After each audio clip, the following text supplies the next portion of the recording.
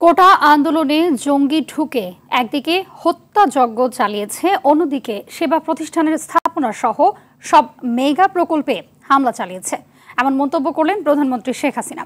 রাজধানীর কৃষিবিদ ইনস্টিটিউশনে জাতীয় শোক দিবস উপলক্ষে কৃষক লীগের রক্তদান কর্মসূচিতে প্রধানমন্ত্রী বলেন, সুষ্ঠু তদন্তে জাতিসংঘ সহ অন্য কোনো দেশ চাইলে প্রতিনিধি পাঠাতে পারে। শতভাগ দাবি মানার পরও সুশীল সমাজের অনেকে শিক্ষার্থীদের আন্দোলনে কি উদ্দেশ্যে সমর্থন দিচ্ছেন সেই প্রশ্ন রাখেন সরকার প্রধান। এত সহজ ছিল না।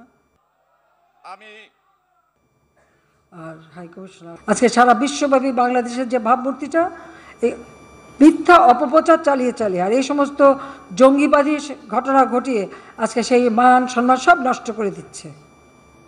এটা বিচার আমি জনগণের কাছেই দিচ্ছি। এমনভাবে পোড়ানো, সেই গাজায় যেভাবে হাসপাতালে বোমা হামলা করে ধ্বংস করা, যেভাবে শিশু হত্যা করা, মানুষ হত্যা করা, ঠিক সেই একই ঘটনার জন্য এখানে ঘটনা হচ্ছে। আন্তর্জাতিকভাবে জাতিসংঘকে আমি আবেদন করেছি যে তারা তাদের বিশেষজ্ঞ পাঠাক, অন্য কোনো দেশ যদি চায় তারা বিশেষজ্ঞ পাঠাক, কারণ আমি চাই এই ঘটনাগুলির সুষ্ঠু তদন্ত হোক, সে যেই দায়ী থাক তার বিরুদ্ধে ব্যবস্থা নিতে হবে।